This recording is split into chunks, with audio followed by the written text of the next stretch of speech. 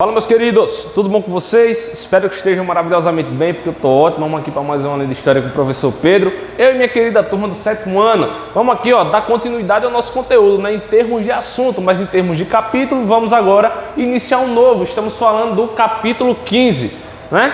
Capítulo 15 aí do nosso quarto módulo, né? Estamos aí dando continuidade ao nosso quarto bimestre. E hoje o nosso assunto, ele vai girar em torno de um sistema que predominou tanto no período colonial como no período também imperial, tá certo? Só que a gente não vai falar apenas do sistema escravista, nós vamos falar agora sobre o aspecto de resistência a esse sistema escravista, tá certo? Então vamos falar principalmente sobre Palmares e outras resistências, tá bom? Hoje vamos falar sobre a resistência ao sistema escravista, tá bom?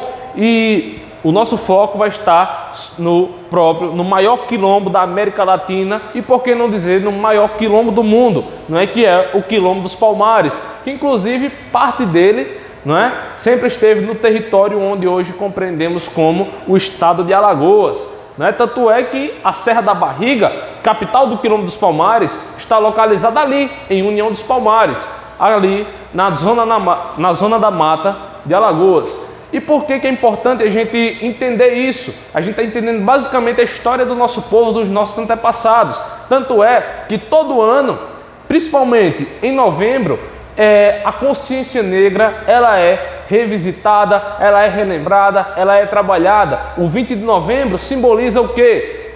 Simboliza, segundo o mito, segundo as institucionalidades, significa a morte do grande líder do quilombo dos Palmares, conhecido como Zumbi, tá? Então, hoje falaremos sobre essa resistência ao sistema escravista, tá certo? Então, quando a gente fala sobre resistência ao sistema escravista, falamos sobre o povo negro, o povo que veio do continente africano, o povo que veio de diversas partes desse continente, porque sabemos, porque já estudamos sobre o sistema da escravidão africana no Brasil e vimos que essas pessoas eram trazidas de seu respectivo continente, da sua respectiva região dentro do continente africano e eram trazidas dos navios negreiros e dispersadas aqui no território brasileiro para trabalhar nos mais diversos ofícios, seja na plantation açucareira, seja na produção cafeeira, seja na produção aurífera, né? Na produção do ouro, na mineração. Então a gente viu que aconteceu dessas formas. Vale salientar que essas pessoas, quando saíram de seu respectivo continente, não vieram todas de um mesmo país, né? Não vieram todas de um mesmo país, não. Vieram de várias regiões, tanto do norte da África, né? Da região do deserto do Saara, tanto da região central, tanto da região litorânea, tanto da região sul, tá certo?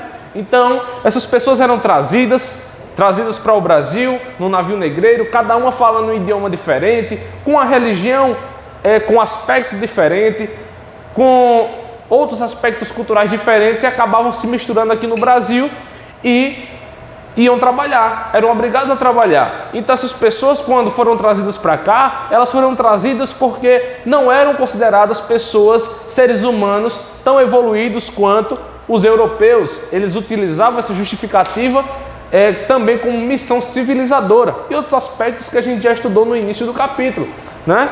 Então, acontecia dessa forma, né? Só que mal sabiam eles o quê? Não, quer dizer, eles sabiam, mas mascaravam, né?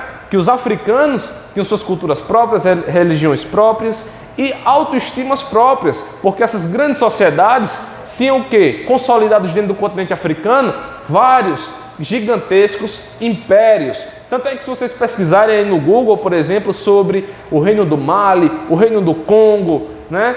Vocês vão ver que eram impérios extremamente poderosos e organizados, tá certo? E todas essas pessoas foram trazidas para o Brasil para serem escravizados. Tanto é que houveram muitas resistências a esse sistema. Tanto é que muitas pessoas, muitos africanos, quando chegavam aqui no Brasil, eles pegavam uma faca e empunhavam contra a própria barriga se suicidando, porque para eles não era admissível que uma pessoa que era imperador, que era rei, chegasse aqui no Brasil para ser escravizado. Então muitos preferiam morrer do que serem escravizados aqui no Brasil, tá certo? Então vamos lá. Quando a gente fala sobre escravidão no Brasil, a gente percebe que ela durou um período gigantesco, aproximadamente 340 anos. E não tem nem 200 anos que a escravidão foi abolida no Brasil. Significa dizer que até hoje nós temos vestígios desse sistema na sociedade atual, né? Exemplo disso é a chamada desigualdade social, né? E desigualdade racial também, que ainda está em fase de reparação, porque é muito recente a abolição, tá certo? Começando, por exemplo, né, a escravidão no Brasil ela começar aproximadamente em meados do século XVI, aproximadamente do ano de 1538, o primeiro navio negreiro vai desembarcar no porto de Salvador, lá na antiga Baía de Todos os Santos, atual estado da Bahia, né? E vai predominar até o final do século XIX, no ano de 1888, tá certo? Então esse é o período escravagista e as pessoas existiam de diversas formas. Uma forma que eu falei era o quê? A rebelião, fugas e tudo mais. Outra coisa era a técnica da negociação. Os escravizados já tinham tomado uma proporção tão grande, por exemplo, em alguns casos, que não aceitavam mais aquele sistema, muitos se rebelaram e acabavam, por exemplo, negociando com seu proprietário, né? Seu proprietário, para, por exemplo, ter mais comida, ter uma melhor moradia, ter uma jornada de trabalho um pouco menor do que a que já tinha. Então, muitas formas de resistência estavam presentes aí e uma delas era a própria negociação. Só que a principal forma de resistência dos escravizados no Brasil vai ser justamente a formação de quilombos, tá?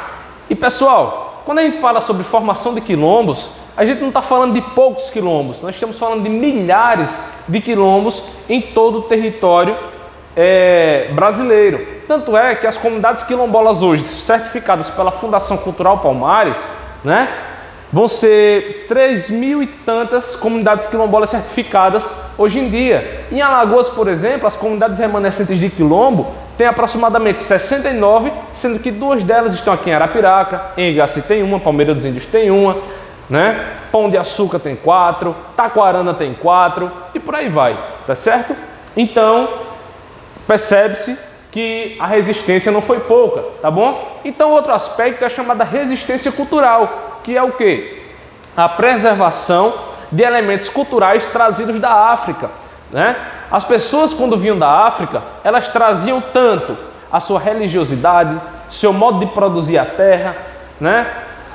As suas danças, as suas músicas, tudo isso era trazido e por muito tempo foi tentado o quê? Sufocar essas culturas. Muitas delas, claro, foram assassinadas, acabaram, só que outras conseguiram permanecer, outras conseguiram resistir. Que é um exemplo, a própria capoeira, que é uma dança afro-brasileira, né? Uma luta afro-brasileira, né? Que tanto tem elementos culturais brasileiros como africanos, tá? Isso é uma forma de resistência cultural. A própria religiosidade, né? Que é a capoeira, aqui a própria religiosidade, né?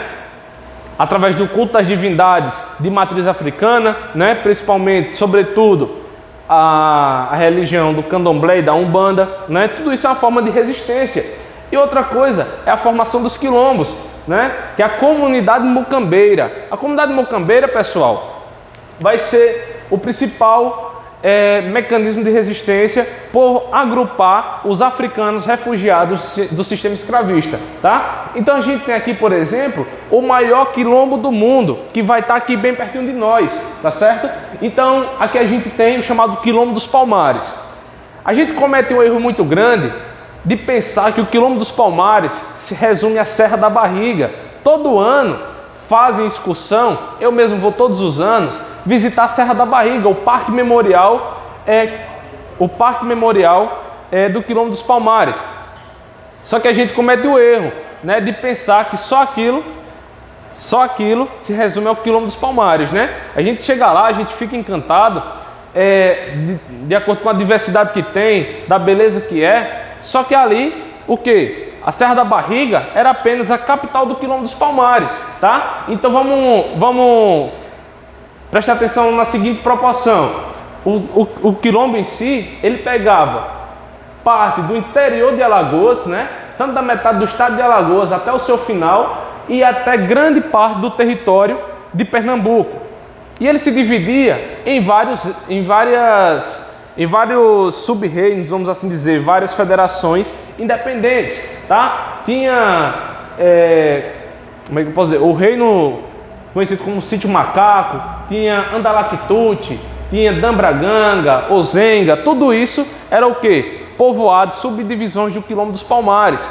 E Quilombo dos Palmares, pessoal, não faz parte do estado de Alagoas, nem fazia parte do estado de Pernambuco. Palmares era um império independente, com sistema político, social e cultural próprio, tá certo? O Quilombo dos Palmares, ele recebia pessoas brancas pobres, recebia indígenas, tanto é que a organização do Quilombo, em cabanas, em paliçadas, também é uma herança indígena, tá certo? Então vai haver isso daí. E o Quilombo dos Palmares vai produzir a sua roça, vai produzir sua própria roça, com a sua policultura, com a diversidade cultural de alimentos muito grande.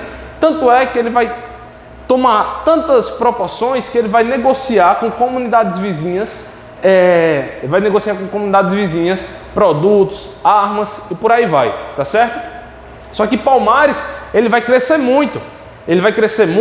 Vai tomar altas proporções, vai saquear vilas, por exemplo, vai ampliar os seus domínios e o governo imperial do Brasil vai investir na derrubada do Quilombo dos Palmares, tá? Tanto é que com o passar dos anos, muitas expedições de bandeirantes vão ser destinadas ao Quilombo dos Palmares com o intuito de destruí-lo. Só que Palmares era extremamente poderoso e nenhuma delas conseguiu vencer o Quilombo dos Palmares. Somente muitos anos depois, que um bandeirante, Domingos Jorge Velho era o nome dele, liderou uma tropa que reuniu bandeirantes de São Paulo, do Rio Grande do Norte, de Pernambuco, da Bahia.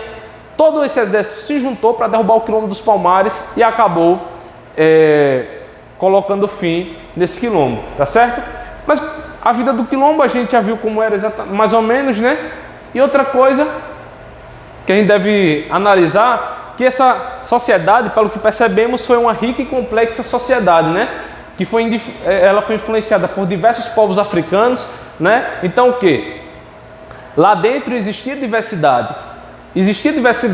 Não existia só o culto às divindades africanas, porque lá eles recebiam indígenas refugiados, recebiam brancos fugidos também, brancos pobres, Então também tinha capela católica, tinha o espaço para o culto da Jurema indígena, das religiões consideradas indígenas, tinha o espaço da metalurgia, o espaço dos ferreiros, tinha o espaço de produção de armamentos, a parte do tratamento das hortaliças e por aí vai, tá? Outra coisa era o idioma falado em Palmares. Palmares tinha um idioma que praticamente era a média da maioria das línguas das pessoas que lá viviam. Então tinha-se um idioma chamado de crioulo, tá? Então são muitas informações que a gente não costuma encontrar por aí. A gente tem que procurar uma bibliografia muito restrita sobre o Quilombo dos Palmares, tá? Então a gente vai percebendo o quê? Que ele é o quê? Uma sociedade mais complexa do que o que a gente costuma imaginar. Aqui uma imagem do Parque Memorial do Quilombo dos Palmares, uma cabana, uma espécie de oca de aspecto indígena, que vem de herança indígena. Aqui mais uma e por aí vai. Palmares a gente viu que ele vai ser destruído por Domingos Jorge Velho, e toda a sua tropa e por aí vai, tá certo? Então, pessoal, quando a gente fala sobre Palmares, a gente sabe que ele foi destruído, mas o que fica pra gente desse Quilombo dos Palmares? Fica justamente os seus legados, o seu legado de resistência, que mostrou que, embora escravizado, a população africana é uma população resistente e que não baixa a cabeça para colonizador nenhum, porque o que eles tinham era superioridade bélica, E subjugou essas populações, destruiu famílias, destruiu culturas, destruiu sociedades, tá? Mas não impediu que o sentimento de resistência fosse propagado, Tanto é que hoje no Brasil, como eu falei, tem mais de 3.000 comunidades quilombolas certificadas. Não significa que são todas, porque tem as não certificadas. E hoje em dia tem-se as comunidades remanescentes de quilombo no Brasil, tá certo? Como eu falei, duas delas tem aqui em Arapiraca, que é a própria comunidade do Pau d'Arco e o Sítio Carrasco, ali na Massaranduba, tá certo? Então, pessoal, vão aí fazendo as anotações de vocês, respondendo as atividades, tá? E anotando as dúvidas para a gente debater através do Google Meet, beleza? Então, pessoal, fiquem bem, até a próxima aula.